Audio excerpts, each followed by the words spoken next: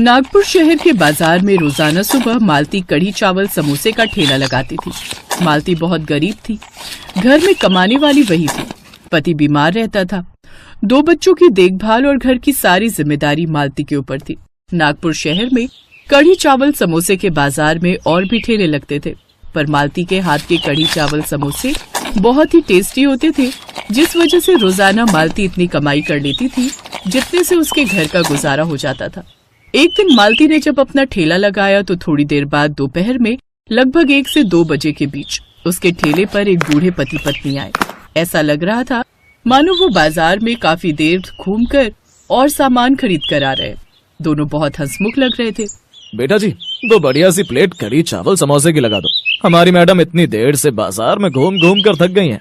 बिल्कुल अंकल जी, आंटी जी, आप यहाँ बैठो आराम से इस स्टूल पर। मैं अभी आप दोनों के लिए कढ़ी चावल समोसे की प्लेट लगा देती हूँ। कितना टाइम हो गया बेटा इस ठेले को लगाते हुए? पहले तो तुम्हें इस साइड कभी नहीं देखा। आंटी जी, 6 महीने हुए ठेला लगाते हुए। पहले सब्जी बेचा करती थी, पर उसमें इतनी कमाई नहीं थी। फिर सोचा कढ़ी चावल समोसे का ठेला लगा लूं, तो अभी पिछले 6 महीने से यही लगा रही हूँ। बहुत बढ़िया बनाए, मजा आ गया। इतने स्वादिष्ट कढ़ी चावल समोसे तो पहली बार खा रहे हैं। हाँ, सचमुच बहुत स्वादिष्ट बनाए हैं बिटिया। सुनो जी, क्यों ना हम 50वीं सालगिरह पर जो आप और मैं अपने सभी दोस्तों को बुला रहे हैं, तो मालती के हाथ के बने हुए कढ़ी चावल समोसे कैसे रहेंगे? मालती को ही बोल देते हैं, जितनी प्लेटें चाहिए होंगी हम बनवा लेंगे। विचार तो अच्छा है मालती बेटा। हमारी 50वीं सालगिरह पर हमें वैसे भी कुछ न कुछ बनवाना ही था, तो क्यों ना तुम्हारे हाथों के कढ़ी चावल और समोसे ही बनवा लें।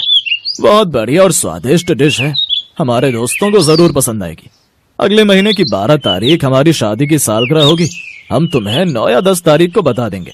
एक काम करो जी, थोड़े एडवांस दे जाओ, बनवाना तो है ही हमने। हाँ, ये ठीक रहेगा मालती बेटा। ये 5000 रुपए रख लो, और ये हमारा मोबाइल नंबर है। वैसे तो हम तुम्हें खुद फोन कर लेंगे, पर एक बार फिर भी तुम हमें फोन करके याद दिला देना।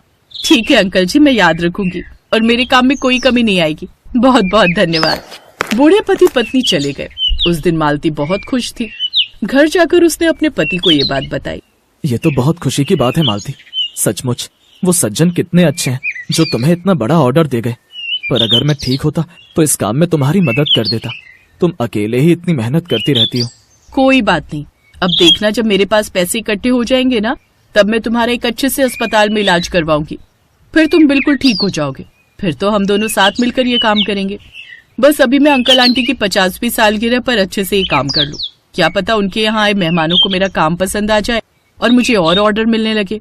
अगले महीने मालती अंकल आंटी के फोन का इंतजार करने लगी, पर उनकी सालगिरह से एक दिन पहले भी कोई फोन नहीं आया तो मालती परेशान हो गई। अंकल आंटी तो कह रहे थे कि कल उनकी शादी की 50वीं सालगिरह है, पर अभी तक उनका कोई फोन नहीं आया। उन्होंने तो मुझे एडवांस भी दे दिया था। अरे, अंकल आंटी का तो फोन ही नहीं मिल रहा। कहीं मेरे फोन में रिचार्ज तो खत्म नहीं हो गया। अरे मदन, तेरे पास तो बढ़िया वाला फोन है ना, जरा एक काम कर ये नंबर मिला दे। मालती के ठेले के पास ही मदन गोलगप्पे पाव भाजी का ठेला लगाता था। मालती ने उसे नंबर मिलाने के लिए कहा।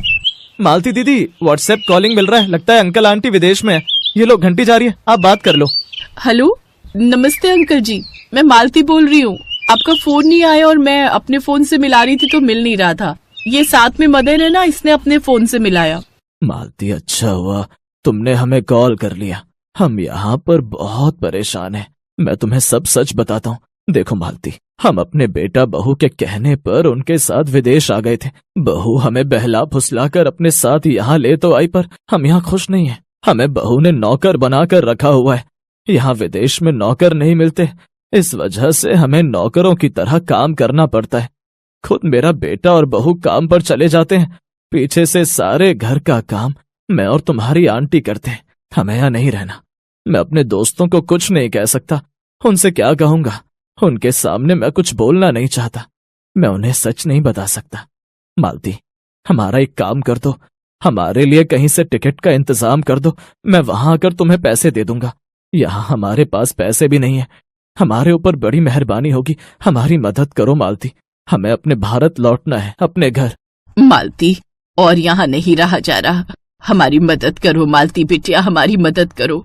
घबराओ नहीं आंटी, मैं कुछ करती हूँ। अंकल, मैं जल्दी टिकट का इंतजाम करती हूँ। फोन कट जाता है। मालती की आंखों में आंसू आ जाते हैं। वो बुजुर्ग दंपति की परेशानी को समझ रही थी। अब उसके पास एक ही रास्ता था कि वो किसी भी तरह उन्हें भारत लाने के लिए टिकट की व्यवस्था करे। मालती इधर उधर से उधार पर पैसे लेकर अंकल आंटी के लिए टिकट बुक करती है और मदन के फोन से उन्हें टिकट भेज देती है। संजय, अब हम यहाँ नहीं रहेंगे। मैं और तेरी माँ जा रहे हैं। कैसे जाओगे? आपके पास तो वापसी की टिकट भी नहीं है। और हम आपको टिकट के लिए पैसे देंगे नहीं। इससे जब तक आपकी टिकट नहीं होती तब तक आपको यहीं रहना होगा। ये आपकी मजबूरी है। हमारी टिकट का इंतजाम हो गया है बहू। तुम क्या सोचते हो हमारे भारत में हमारी मदद के लिए कोई नहीं है? हमारे भारत में परेशानी के समय रिश्तेदारों से ज्यादा जान पहचान वाले काम आते हैं। है हमारी एक बेटी जिसने हमारी टिकट कर दी है। सुनो जी, सामान पैक कर लिया है। चलो, हमारा फ्लाइट का टाइम हो रहा है। आज के बाद हमारा तुम दोनों से कोई मतलब नहीं। तुम दोनों ने हमारा बहुत दिल दुखा लिया। हम दोनों पति पत्नी के जितने भी दिन बचे हैं अपने देश में रहकर गुजारेंगे, लेकिन तुम्हारे पास कभी नहीं आएंगे। बुजुर्ग पति पत्नी अपने बेटा बहू से हमेशा के लिए रिश्ता तोड़ देते हैं और भारत लौट आते हैं। उनके बेटा बहू ने उनके साथ बहुत गलत व्यवहार किया था। शायद इसी वजह से उन्होंने उन्हें माफ नहीं किया। मालती भी अंकल आंटी को देखकर बहुत खुश होती है। मालती बेटा, आज तुमने जो हमारे लिए किया उसका एहसान हम कभी नहीं भूलेंगे। अब तुम्हें चिंता करने की कोई जरूरत नहीं। हम वापस लौट आए हैं। हम तुम्हारी मदद जरूर करेंगे। तुम्हें कभी कोई परेशानी नहीं होगी। हम तुम्हारे पति का इलाज करवाएंगे। तुमने हमारे लिए जो कुछ किया है उसके बदले हम जितना भी करें उतना कम है। अंकल जी, एक शर्त पर।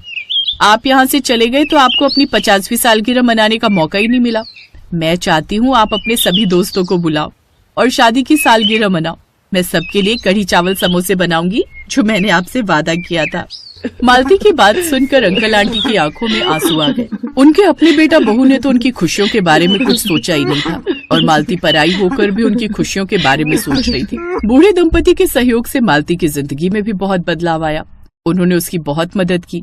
मालती के पति का इलाज करवाया, पैसों की भी मदद की। मालती के कढ़ी चावल समोसे की बिक्री बढ़ाने में उन्होंने पूरा सहयोग दिया। धीरे धीरे मालती ने पैसे कमाकर ठेले से दुकान बना ली। मालती को उसकी अच्छाई का फल मिला। कहते हैं जब हम किसी के साथ अच्छा करते हैं तो बदले में हमारे साथ भी अच्छा ही होता है। इसलिए